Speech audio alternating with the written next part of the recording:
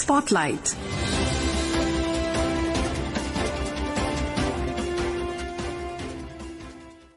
This is Akashvani. In the program Spotlight, now we bring you a discussion on strengthening of India-Qatar bilateral relationship. The participants are Atul Aneja, strategic analyst, and Manish, Anand, journalist. Qatar's Emir, Sheikh Tamim bin Hamad Al Thani, is on India's visit.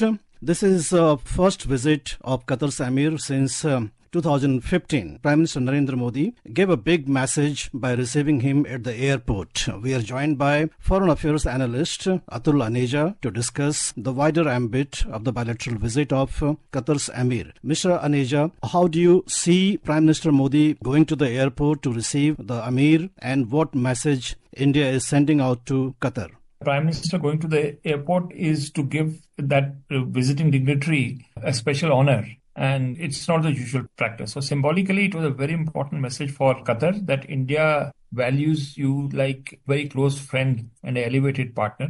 And I think that's the reason why, as the visit started, we saw India and Qatar signing strategic affairs agreement. A 360-degree relationship has been formed between India and Qatar. Mr. Aneja, before we get down to the agreements signed between the two countries, we would like to understand the significance of Qatar. Basically, since it's a small geographical nation, but in geopolitics, Qatar has a lot of significance. Yes, Qatar is an exceptionally important country, though small in size, as you mentioned rightly. First of all, it's got one of the biggest reserves of gas in the world. So it is an energy powerhouse. And because of that, it can play a role in determining prices of oil, energy security of several nations. It's a part of a global matrix in the energy field. If you look at it diplomatically, look at the weight it bears on several geographies. You see, the Qataris had opened a special office for the Afghan situation, the special office for Taliban. And so it played a major role and has been playing a major role in the direction of Afghanistan. Then you look at the present conflict, or the conflict which hopefully has ended between Israel and Gaza. And when you come to the diplomacy behind it, whether it is prisoner exchange or anything else, it is Qataris along with the Egyptians who have been at the forefront. So you see a major international conflict is being intervened by the Qataris. So then Qatar is part of the larger GCC. Turkey has a great relationship with Turkey. So it's a country small in size, but great in significance. And I think in terms of influence, it has got influence which is substantial and which I'm sure, it's obvious that India has taken note of that. Otherwise, it does not explain why the Prime Minister himself went to receive Emir of Qatar at the airport.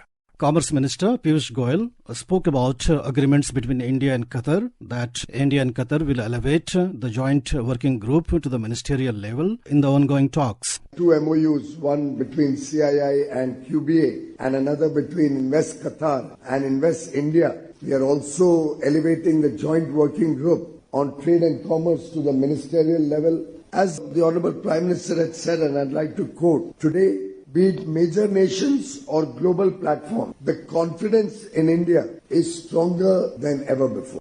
Mr. Aneja, at the Hyderabad House, Prime Minister Modi led a delegation-level talks with the Qatar's Emir, and as you mentioned, that decision to elevate the bilateral relationships to the strategic level was agreed upon. Also, it was decided that the two nations would sign an agreement to avoid double taxations.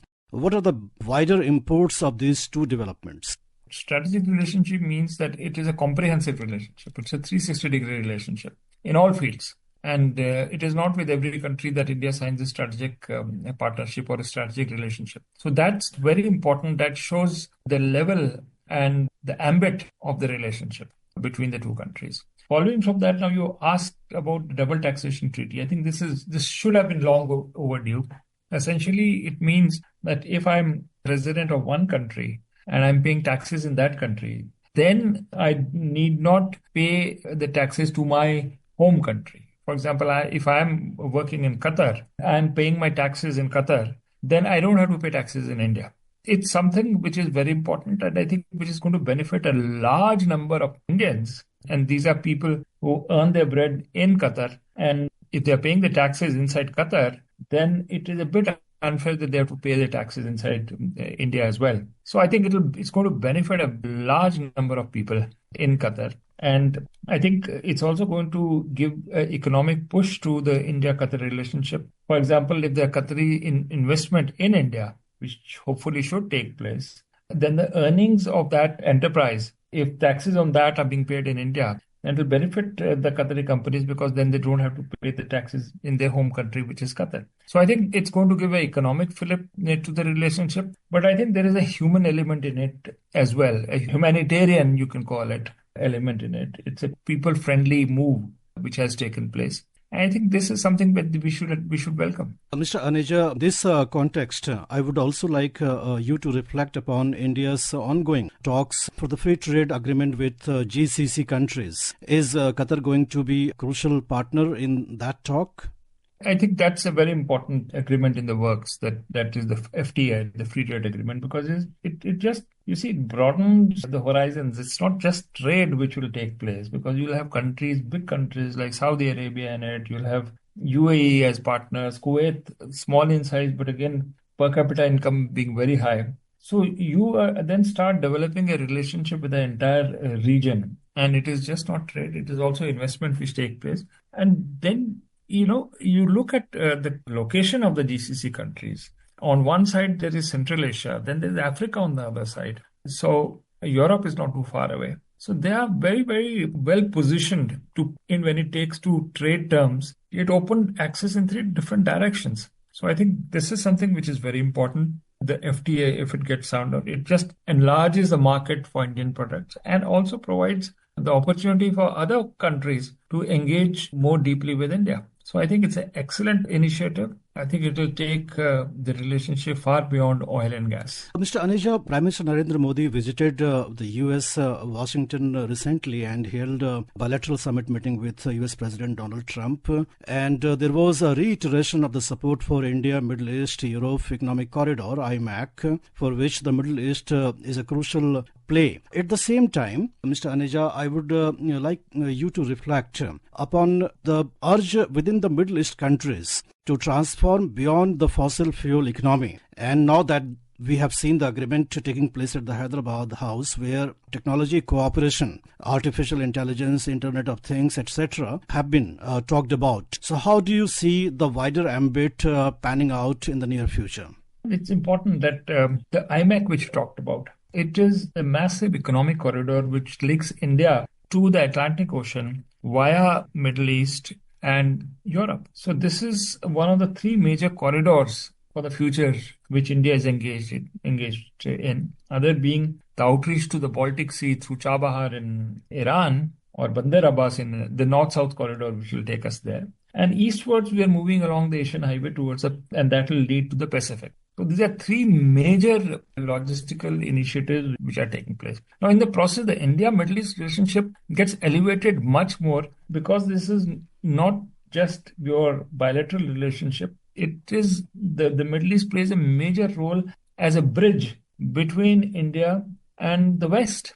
So strategically, if you see, it's a very, very important initiative and enhances the importance greatly of the Gulf and other partner countries from the region. Israel comes into the picture as well in this particular initiative. So this is something which is a game changer which is taking place. Yeah. Then is the other element about the post-oil economy. And I think that is again very important, that all the Gulf countries are very cautious that oil reserves are finite and they have to move in the next direction, which means it has to be in Industry 4.0. All these new economies are based on the digital principles. They are the part of the digital economy. And for that, you need AI as a tool, which comes in through investments in cloud computing. It comes in investments in big data. It comes in investments in analytics. So I think that is something which countries in the Middle East and the Gulf fully realize, that if they have to go into a post-oil economy, they must move in this direction. I think that collaboration is beginning between India and the Gulf in general, but specifically in this case, I think Qatar comes into the picture. If you really notice, if you take the case of Dubai, for example, they're already very cautious of it.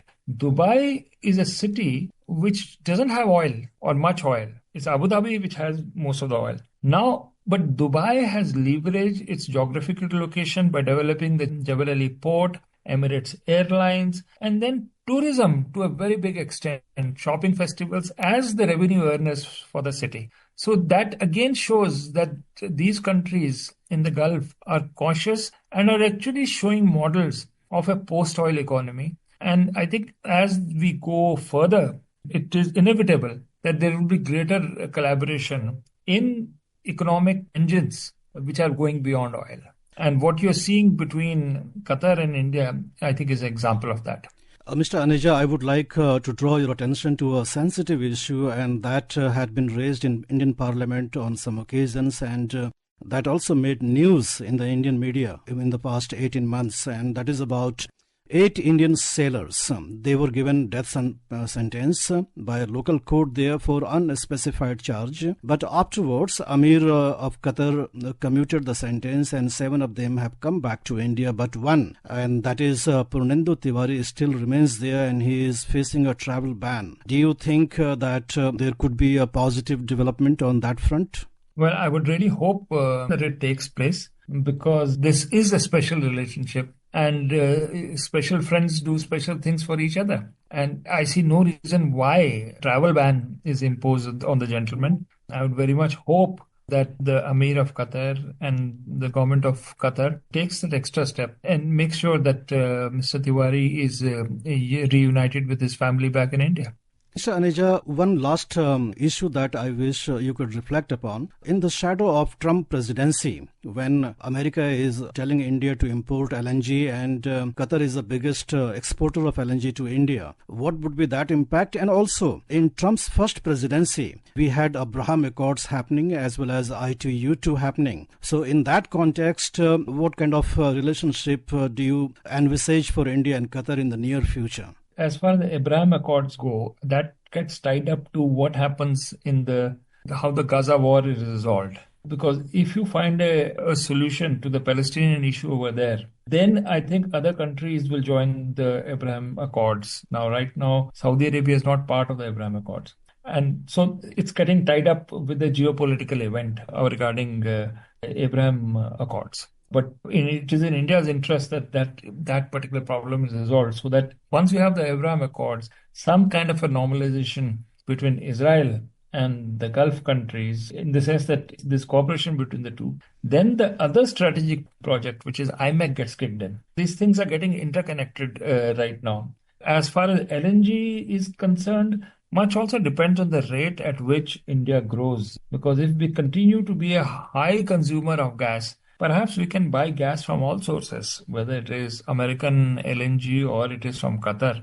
I don't think we're buying oil from Russia, but if you were to do that, then it all shows that the imperative, and if India is to become a developed country by 2047, our consumption of energy is going to grow exponentially. And I think if we continue to be on the right track, this shouldn't be so much of a problem. So in times of geopolitical upheavals, Qatar Amir's visit to India is quite significant, and Mr. Aneja gave us wider, finer imprints of the visit.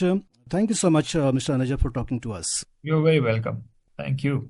You were listening to a discussion on strengthening of India-Qatar bilateral relationship. The participants were Atul Aneja, strategic analyst, and Manish Anand, journalist. This program was produced and presented by the News Services Division of Akashvani. You can listen to it on our mobile app, News on AIR. This program is also available on our YouTube channel, News on AIR Official. You may share your feedback about this program through email at airnsttalks@gmail.com or WhatsApp on 9289094044.